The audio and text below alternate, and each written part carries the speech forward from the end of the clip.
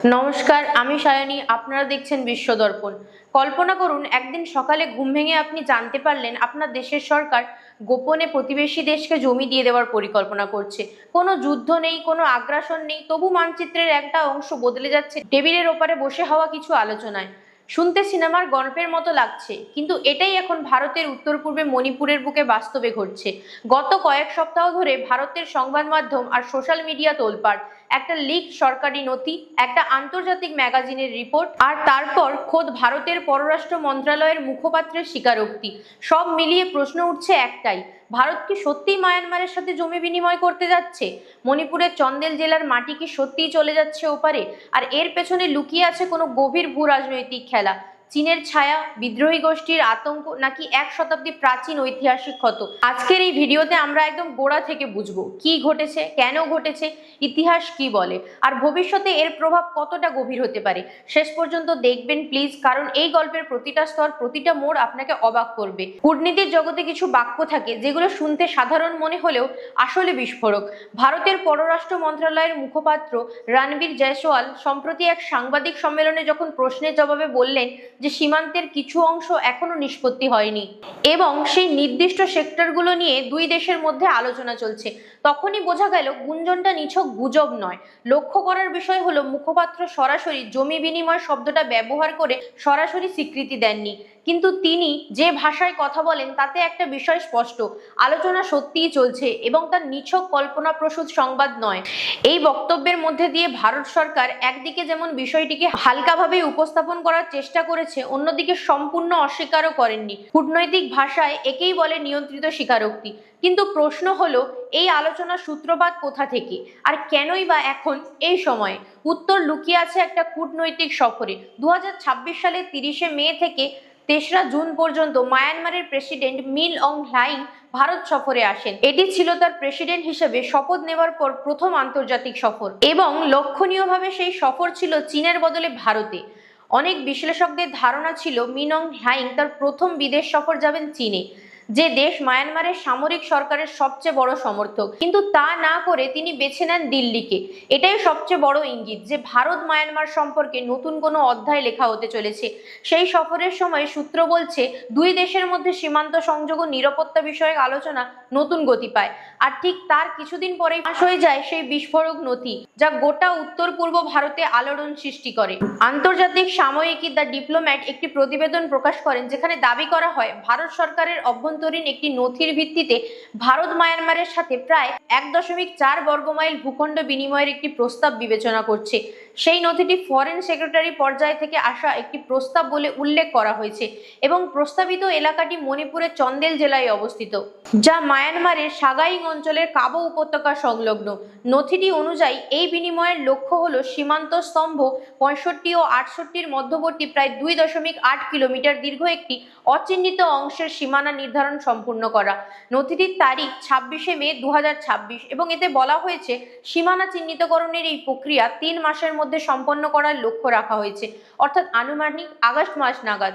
এখন প্রশ্ন হলো, এই জমি বিনিময়ের প্রস্তাব হঠাৎ করে আকাশ থেকে পড়েনি।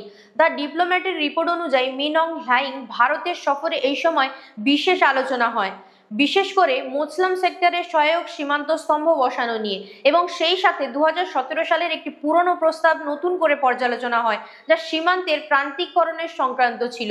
এখানে একটা জিনিস মাথায় রাখা জরুরি, ভারত সরকার বারবার স্পষ্ট করেছে যে মায়ানমারের সাথে তাদের কোনো সার্বভৌম আঞ্চলিক বিরোধ নেই, অর্থাৎ এটা কাশ্মীর বা অরুণাচলের মতো কোনো বড় আঞ্চলিক দাবির লড়াই নয়, বরং এটা মূলত একটা কারিগরি প্রক্রিয়া, কয়েকটা নির্দিষ্ট ছোট অস্পষ্ট সীমান্ত পিলারের সঠিক অবস্থান ঠিক করা।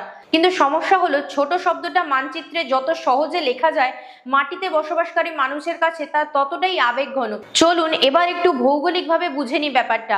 ভারত ও মায়ানমারের মোট সীমান্ত রেখা প্রায় 1643 কিলোমিটার দীর্ঘ, যা অরুণাচল প্রদেশ, নাগাল্যান্ড, মণিপুর ও মিজোরাম এই 4টি রাজ্যের মধ্যে দিয়ে গিয়ে মায়ানমারের সাগাইং অঞ্চল ও চীন রাজ্যে প্রবেশ করেছে। এই বিশাল সীমান্তের মধ্যে প্রায় 1472 কিলোমিটার ইতিমধ্যে সীমান্ত স্তম্ভ বসিয়ে চিহ্নিত করা হয়েছে, কিন্তু বাকি প্রায় 171 কিলোমিটার আজও অচিহ্নিত, যা মোট সীমান্তের প্রায় 10%। এই অচিহ্নিত অংশগুলো মূলত ছড়িয়ে আছে অরুণাচল প্রদেশের লোহিত সেক্টর এবং মণিপুরের কাবো উপত্যকা সংলগ্ন এলাকায়। বর্তমানে যে অংশটি নিয়ে সবচেয়ে বেশি আলোচনা তা হলো মণিপুরের চন্দেল জেলার একটি অংশ, যা মোছলাম সেক্টর নামে পরিচিত। এছাড়াও মণিপুরে আরো কয়েকটি স্পর্শকাতর সেক্টর আছে, মোরে সেক্টর এবং চোরখুনৌ সেক্টর। ভারত সরকার সংসদে জানিয়েছেন এই বাকি অংশ চিহ্নিত করার জন্য মোট 9টি সীমান্ত স্তম্ভ বসানো প্রয়োজন। আর এই মোলচাম সেক্টরই এখন সবচেয়ে বেশি আলোচনায়। কেন এই অঞ্চলগুলো এত দুর্গম, এত জটিল, তার উত্তর লুকিয়ে আছে ভূগোল ও ইতিহাসে। আর সেই ইতিহাসটাই এখন আমরা একটু গভীরভাবে গিয়ে দেখব। মণিপুরের মানুষের কাছে কাবো উপত্যকা শুধু একটা ভৌগোলিক নাম নয়, এটা একটা ঐতিহাসিক ক্ষত, যা শতাব্দীর পর শতাব্দী ধরে বহন করে আসছে এক অঞ্চলের সাংস্কৃতিক স্মৃতি। গল্পটা শুরু হয় 15 শতকে। সেই সময় মণিপুরের রাজারা পাং রাজ্যের সহায়তায় কাবো উপত্যকা জয় করেন এবং দীর্ঘদিন ধরে এই অঞ্চল মণিপুরের অবিচ্ছেদ্য অংশ হিসেবেই পরিচিত ছিল। শত শত বছর ধরে এই উপত্যকা মণিপুরী সংস্কৃতি, প্রশাসন ও জীবনযাত্রার সাথে ওতপ্রোতভাবে জড়িয়ে ছিল। কিন্তু ইতিহাসের মোড় ঘুরে যায় ঊনবিংশ শতাব্দীতে। 1823 থেকে 1826 সাল পর্যন্ত ব্রিটিশ ও বার্মিজদের মধ্যে যুদ্ধ চলে এবং শেষে স্বাক্ষরিত হয় ইয়ান্দাবু চুক্তি। এই চুক্তির মাধ্যমে ব্রিটিশরা মণিপুর রাজ্যকে পুনরুদ্ধার করে দেয় ঠিকই, কিন্তু কৌশলগত কারণে কাবো উপত্যকা তুলে দেয় বার্মার হাতে। ক্ষতিপূরণ হিসেবে স্থির হয় বার্মা মণিপুরের রাজাকে প্রতি মাসে 500 মুদ্রা ভাতা প্রদান করবে। ভাবুন একবার, একটা গোটা উপত্যকার বিনিময়ে মাসিক একটা ভাতা। এই সিদ্ধান্ত মণিপুরের ইতিহাসে আজও একটা বিশ্বাসঘাতকতা হিসেবে অনেকের মনে দাগ কেটে আছে। তারপর আসে স্বাধীনতা। 1947 সালে ভারত স্বাধীন হয় আর 1949 সালে মণিপুর আনুষ্ঠানিকভাবে ভারতীয় ইউনিয়নে যুক্ত হয়। কিন্তু কাবো উপত্যকার ভাগ্য তখনও অমীমাংসিত ছিল। 1953 সালে সেই অধ্যায়ের চূড়ান্ত পরিণতি ঘটে। ভারতের তৎকালীন প্রধানমন্ত্রী জওহরলাল নেহেরু এবং বার্মার প্রধানমন্ত্রীর মধ্যে এক বৈঠকে সেই 1926 সাল থেকে চলে আসা মাসিক 500 টাকা মুদ্রা প্রদানের প্রথা বাতিল করা হয় এবং আন্তর্জাতিকভাবে কাবো উপত্যকাকে মায়ানমারের অবিচ্ছেদ্য অংশ হিসেবে স্বীকৃতি দেওয়া হয়। এই সিদ্ধান্ত আজও মণিপুরের রাজনৈতিক ও সামাজিক আলোচনায় ফিরে ফিরে আসে। কিছু ঐতিহাসিক ও আইনজ্ঞ মনে করেন প্রায় 2 শতাব্দীর স্বীকৃত সার্বভৌমত্ব উল্টে দেওয়া এখনো কার্যত অসম্ভব। কাবো উপত্যকা ফিরে পাওয়ার দাবিটা তাই আইনি নয়, বরং রাজনৈতিক ও আবেগের প্রশ্ন। কিন্তু এই ঐতিহাসিক প্রেক্ষাপটটা মাথায় রাখাটা জরুরি, কারণ ঠিক এই কাবো উপত্যকা সংলগ্ন একটা এলাকা নিয়েই এখন নতুন করে জমি বিনিময়ের আলোচনা চলছে। বুঝতেই পারছেন, ইতিহাসের পুরনো ক্ষতের ওপর দিয়ে আজকে সেই নতুন বিতর্ক বইছে। স্বাধীনতার পর ভারত ও বার্মার মধ্যে 1967 সালে স্বাক্ষরিত হয় আনুষ্ঠানিক ইন্ডিয়া বার্মা বাউন্ডারি এগ্রিমেন্ট। এই চুক্তির অধীনে একটি যৌথ সীমানা কমিশন গঠন করা হয়, যারা সীমান্ত জুড়ে পিলার বসিয়ে সীমারেখা চিহ্নিত করার কাজ শুরু করে। বেশিরভাগ অংশেই এই কাজ সফলভাবে সম্পন্ন হয়, কিন্তু কিছু দুর্গম অঞ্চল বাদ পড়ে যায়, মূলত মণিপুরের মোলচাম, মোরে ও চোরো সেক্টর এবং অরুণাচল প্রদেশের কিছু গভীর বনাঞ্চল। কেন বাদ পড়লো এই অংশগুলো? তিনটি প্রধান কারণ উঠে আসে। প্রথমত ভূপ্রকৃতি। এই এলাকাগুলো অত্যন্ত পাহাড়ি, দুর্গম এবং বহু জায়গায় মানুষের পক্ষে পৌঁছানো কঠিন। দ্বিতীয়ত ঘন জঙ্গল। ঘন ও জটিল বনাঞ্চল সীমান্ত জরিপের কাজকে কার্যত অসম্ভব করে তুলেছিল, বিশেষ করে সেই যুগের প্রযুক্তি দিয়ে। তৃতীয়ত এবং সম্ভবত সবচেয়ে গুরুত্বপূর্ণ কারণ, সামাজিক সংবেদনশীলতা। সীমান্তের দুই পাশে একই উপজাতি ও নৃতাত্ত্বিক গোষ্ঠীর মানুষ বাস করে। কুকি, নাগা, মেইতেই সহ অসংখ্য জনগোষ্ঠীর পরিবার, আত্মীয়তা, ঐতিহ্যগত বাণিজ্য পথ সবকিছুই এক কাল্পনিক রেখার দুই পাশে ছড়িয়ে আছে। একটা স্পষ্ট সীমারেখা টানলে সেই সামাজিক বুননে টান পড়ার আশঙ্কা ছিল, তাই তৎকালীন সরকার এই অংশগুলোতে কাজ স্থগিত রাখে। এই ইতিহাস বলে দেয় কেন আজও এই 171 কিলোমিটার অচিহ্নিত রয়ে গেছে। কিন্তু এখন প্রশ্ন হলো, দশকের পর দশক অপেক্ষার পর হঠাৎ কেন এখন এই কাজ সম্পূর্ণ করার এত তাড়া? এই প্রশ্নের উত্তরে লুকিয়ে আছে একটা বিশাল প্রকল্পে ভারত সরকার সীমান্ত বেড়া বা বর্ডার ফেন্সিং প্রকল্প।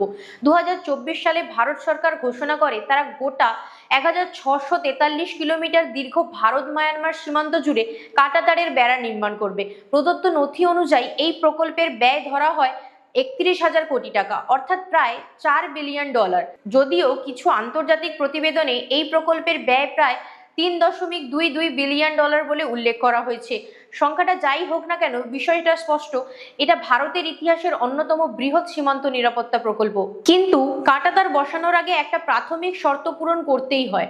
জমিতে সীমান্ত রেখা স্পষ্ট ও বিতর্ক মুক্ত থাকতে হবে। যদি আপনি জানেনই না ঠিক কোথায় আপনার সীমানা শেষ, সেখানে বেড়া বসাবেন কিভাবে? ঠিক এই কারণে ফেন্সিং সম্পূর্ণ করার আগে অবশিষ্ট অচিহ্নিত অংশগুলো দ্রুত মীমাংসা করার তাগিদ তৈরি হয়েছে। মণিপুরের মোরে এলাকায় ইতিমধ্যে প্রায় 9 কিলোমিটার অংশে ফেন্সিং সফলভাবে সম্পন্ন হয়েছে বলে জানা যায়। তবে এই তাড়ার পেছনে শুধু ফেন্সিং নয়, আরও একটা বড় সিদ্ধান্ত জড়িয়ে আছে। ফ্রি মুভমেন্ট রেজিম বা এফএমআর বাতিল। 2018 সাল থেকে চালু থাকা এই ব্যবস্থার অধীনে সীমান্তবর্তী উপজাতি সম্প্রদায়ের মানুষ ভিসা ছাড়াই সীমান্তের দুই পাশে 16 কিলোমিটার পর্যন্ত যাতায়াত করতে পারতেন। একটা ব্যবস্থা যা এই অঞ্চলের পারিবারিক সম্পর্ক ও ঐতিহ্যবাহী আনুষ্ঠানিক বাণিজ্যকে বাঁচিয়ে রেখেছিল।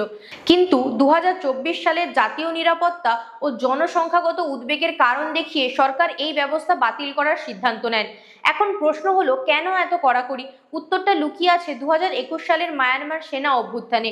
সেই অভ্যুত্থানের পর থেকে মায়ানমারে চলছে ভয়াবহ গৃহযুদ্ধ, যার ফলে সীমান্তের ওপর থেকে উদ্বাস্তুর ঢল নেমে এসছে ভারতের দিকে, বিশেষ করে মণিপুরে।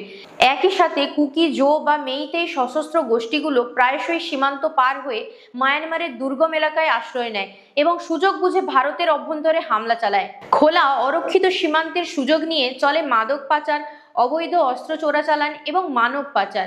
ভারত সরকারের যুক্তি, সীমান্ত পুরোপুরি ফেন্সিং করা গেলে এই ধরনের ক্রস বর্ডার বিদ্রোহ, সন্ত্রাসী কর্মকাণ্ড এবং অবৈধ ব্যবসার অনেকটাই নিয়ন্ত্রণে আসবে।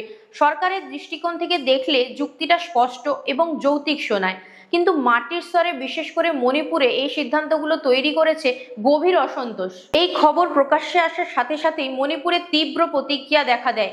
Coordinating committee on Manipur integrity বা COCOMI, যা মেইতেই সম্প্রদায়ের একাধিক সিভিল সোসাইটি গঠনের একটি ছাতা সংস্থা, স্পষ্টভাবে জানিয়ে দেয় যে মণিপুরের ভূখণ্ড অখণ্ডতার প্রশ্নে কোনো আপোষ চলবে না। সংগঠনটির বক্তব্য ছিল, যদি এই প্রস্তাব বাস্তবায়িত হয় তাহলে তারা নীরব দর্শক হয়ে থাকবে না।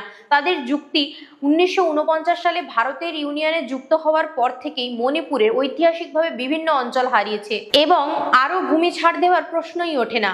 এখন আসি এই পুরো ঘটনার সবচেয়ে গুরুত্বপূর্ণ, সবচেয়ে জিওপলিটিক্যাল স্তরে, কারণ এই ছোট্ট সীমান্ত সমস্যাটা আসলে জড়িয়ে আছে ভারতের অনেক বড় একটা কৌশলগত ছবির সাথে।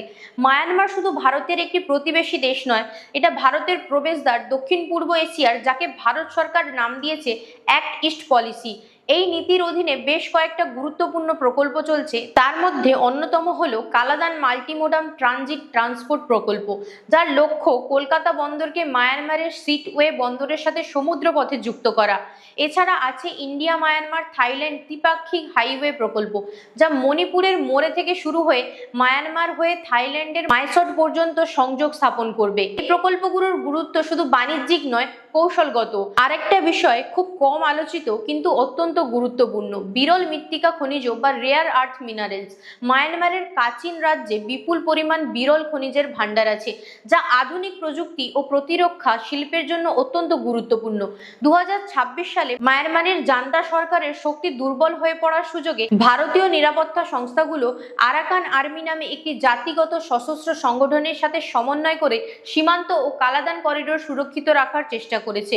আরেকটা গুরুত্বপূর্ণ প্রশ্ন হলো স্বচ্ছতার। এই গোটা প্রক্রিয়া শুরু হয়েছে একটা বিশাল লিক ডকুমেন্ট থেকে, সরকারি ঘোষণা থেকে নয়। মণিপুরের সিভিল সোসাইটির সংগঠনগুলোর মূল অভিযোগও এটাই, তাদের সাথে যথাযথ পরামর্শ না করেই সিদ্ধান্ত নেওয়া হচ্ছে বলে তারা মনে করছেন। যখন কোনো জনগোষ্ঠী মনে করে তাদের ভবিষ্যৎ নিয়ে সিদ্ধান্ত তাদের অজান্তেই নেওয়া হচ্ছে, তখন সেই সিদ্ধান্ত যতই কৌশলগতভাবে যুক্তিসঙ্গত হোক না কেন, তার বাস্তবায়ন কঠিন হয়ে দাঁড়ায়। সবচেয়ে গুরুত্বপূর্ণ প্রশ্নটা হলো নিরাপত্তা বনাম মানবিক সম্পর্ক। এই দুয়ের ভারসাম্য কিভাবে রক্ষা করা যায়? সীমান্ত কড়া করলে বিদ্রোহ ঠেকানো যেতে পারে, কিন্তু একই সাথে শতাব্দীর পুরনো পারিবারিক ও সাংস্কৃতিক বন্ধনও ছিন্ন হতে পারে। এই দ্বন্দ্বের কোনো সহজ সমাধান নেই। আপনাদের মতামত অবশ্যই কমেন্টে জানান। ভিডিওটি ভালো লাগলে লাইক, কমেন্ট, শেয়ার করবেন, চ্যানেলটিকে সাবস্ক্রাইব করবেন। ভালো থাকবেন, সুস্থ থাকবেন, দেখা হচ্ছে পরের ভিডিওতে। নমস্কার।